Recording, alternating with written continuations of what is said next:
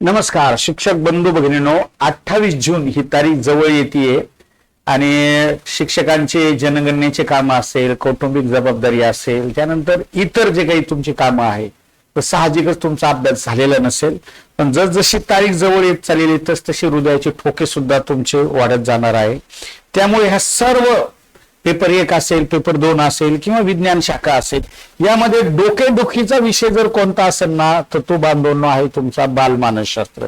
याचे 30 प्रश्न आहे आणि याचे 30 मार्क जर तुम्हाला पाडायचे असेल तर ह्या सर्व विषयाचा अभ्यास सोपा आहे, परंतु हा बालमानसशास्त्राचा अध्यापन शास्त्राचा अभ्यास कठीण आहे. एक तर ती गुंतागुंतीची प्रक्रिया आहे, अनेक सणावळ्या आहे, त्यामध्ये शास्त्रज्ञ आहे, त्यांची तत्वज्ञान आहे आणि प्रत्येक टॉपिकचे प्रकार खतरनाक आहे.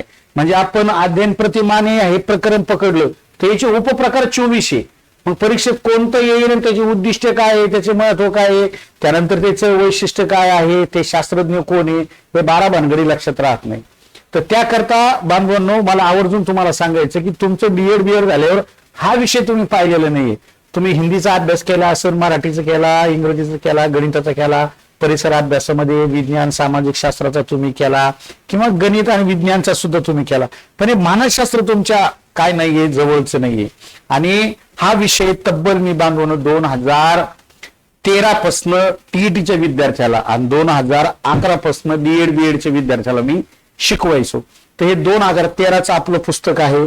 त्यानंतर हे आता जस्ट 2025ला मी त्याला अपडेट केलेलं होतं. त्यानंतर हे 2022-23 जे तुम्हाला आता शिक्षक अभियोग्यता परीक्षा झाली होती त्यामध्ये 30 मार्काचा अभियोग्यता नावाचा घटक असतो. यामध्ये हे आहे, हे मागच्या वर्षी सीटीईटीचं पुस्तक आम्ही तयार केलेलं आहे. सध्या आम्ही सर्वच लेखकांनी मिळून द विनर स्टडी सेंटर जे आदरणीय बाळासाहेब शिंदे सर आणि सर्व टीम हे 1200 पानाचं पुस्तक तयार केले. एवढा मोठा बांधवनो आमच्याकडे अनुभव आहे. त्यामुळं मला नेमकंच समजतंय की अभ्यास परीक्षेच्या काळात कुठल्या विषयाचा कुठल्या घटकाचा केला पाहिजे. कारण 2013 ते 2025 मध्ये पेपर 1 पेपर 2 किंवा विज्ञान शाखा यावर विचारले जाणारे जे काही घटक आहे, त्याचे सब टॉपिक आहे, त्यावरचे प्रश्न आहे, या सर्व प्रश्नांचा समावेश करून बांधवनो मी काय तयार केलेली आहे, एक चाचणी तयार केलेली आहे, टेस्ट तयार केलेली आहे. तुम्ही फक्त ही टेस्ट बांधवनो जर सोडवली म्हणजे आता सरळ सरळ मला काय सांगायचं तुम्हाला थोडक्यात की हे शास्त्रज्ञाचं योगदान याच्यावरती 15 प्रश्न आले. पण आता नवीन ह्या झाकीचे नवीन प्रश्न कोणते येऊ शकते बरं, तर ते 10 प्रश्न मी तयार केले. मग ते 10 प्रश्नावरती 100% तुम्हाला 1 किंवा 2 मार्क तुम्हाला विचारले जाणार आहे. तर त्याचा जो काही बेस असतो, त्याचा जो काही डाटा असतो तो या ठिकाणी मी काय केलाय, ह्या टेस्ट मध्ये काय केलेलं आहे, टाकलेलं आहे. हे आवर्जून तुम्ही लक्षात ठेवा. त्यामुळे आज मला बऱ्याच जणांचे फोन येते, सर आता कमी दिवस राहिले आणि काय करता येईल बरं. तर मी तुम्हाला सांगतो तुम्ही आवर्जून ही टेस्ट एकदा बांधून सोडा. यामुळे नक्कीच तुम्हाला येणाऱ्या काळात जे प्रश्न येणारे याच प्रश्नांच्या धाकीचे ते प्रश्न असणारे.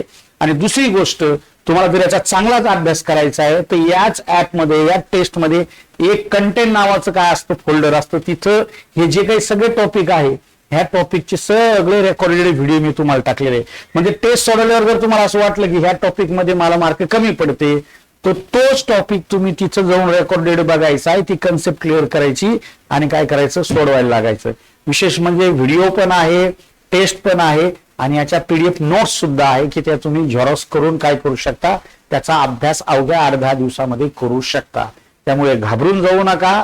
मानसशास्त्र फारही इतकं अवघड नाहीये, कारण तुम्ही दररोज ते काय करता, अध्यापनामध्ये वापरताय. फक्त हे तत्वज्ञान, हा रूल्स हे अमक्या शास्त्रज्ञांनी सांगितलेलं आहे हे तुम्हाला माहित नसतं. म्हणजे आपण दररोज टीचिंग एड्स वापरतो, शैक्षणिक साधन वापरतो, पण तुम्हाला माहितीच नाहीये की स्किनर नावाच्या शास्त्रज्ञांनी जेव्हा गुंतागुंतीची प्रक्रिया निर्माण होते, जेव्हा एकापेक्षा जास्त घटक एकत्र येतात आणि त्यावेळेस मुलाला तुम्हाला जर प्रबलन द्यायचं असेल तर ते शैक्षणिक साहित्याद्वारेच दिलं जातं, हे स्किनरने सांगितलं होतं. पण हे आपल्याला माहिती आहे का, नाही. त्यामुळेच मी तुम्हाला सांगतो की तुम्ही ते वापरताय, पण कोणी म्हटलंय, कसं म्हटलंय, ते इतक्या छान पद्धतीनं मी ते त्यामध्ये रेकॉर्डेड करून ठेवलेलं आहे. त्यामुळं घाबरून जाऊ नका. आणि पैसे जास्त नाहीये. ₹99 म्हणजे तुमचा चहाचा खर्च आहे बांधवांनो. 2-3 मित्र जर चहा प्यायला बसला, आता चहा सुद्धा मार्केटला ₹20 झालेला आहे. तर हे ₹99 लई मोठी गोष्ट नाही. उलट रेकॉर्डेड बॅच तुम्हाला ₹999 माझी भेटती. PDF नोट्स भेटतायत आणि 10 मी तयार केलेल्या, म्हणजे नुसते असे मी 100 करू शकलो असतो, पण ते डोकं लावून केलेलं आहे. आलं का लक्षामध्ये? त्याच्यामध्ये काहीतरी मी डोकं वापरलेलं आहे. आणि जसा मला 2013ला आनंद झाला होता की हे पहिलं पुस्तक तयार करायला मी आयुष्यातला सर्वात जास्त वेळ दिला होता, तसाच वेळ ह्या टेस्टला सुद्धा दिलेला आहे. त्यामुळे तुम्हाला असं वाटत असेल की मला कमी दिवसामध्ये जास्तीत जास्त मार्क पाडायचे, तर तुम्हाला एकच बांधवांनो पर्याय आहे, तो म्हणजे मागच्या सगळे प्रिव्हियस क्वेश्चन तुम्ही बघणे आणि त्यानुसार नवीन कसे येऊ शकतील तो तर्क लावणे आणि त्यानुसार अभ्यास करणे. ओगम बट्टीने अंदाजे अभ्यास करायचा नाही, तेवढा वेळ आता नाहीये. स्मार्ट स्टडी करायची. आलं लक्षामध्ये? एवढं मी तुम्हाला सांगतो. आणि तुम्ही ही ऑनलाईन टेस्ट जॉईन करा आणि तुमच्या इतर मित्रांना सुद्धा सांगा. मग यासाठी काय करायचंय? स्वराज्य फाउंडेशन नावाचं ऍप डाउनलोड करायचंय, तुमचा मोबाईल नंबर त्यात टाकायचा आहे, तुम्हाला तिथे बॅच दिसेल ही टेस्टची, ती काय करायची? परचेस करायची आणि अभ्यासाला सुरुवात करायची. इतकं साधं सोपं आहे. काही अडचण आली तर माझा नंबरही माहिती तुम्हाला 9657451645. तो तुम्ही काय करा, या ठिकाणी मला फोन लावा. तुमच्या जे काही समस्या असेल ते मी सोडवण्याचा प्रयत्न करेल. चला भेटूया मग टेस्ट मध्ये. Okay, good bye.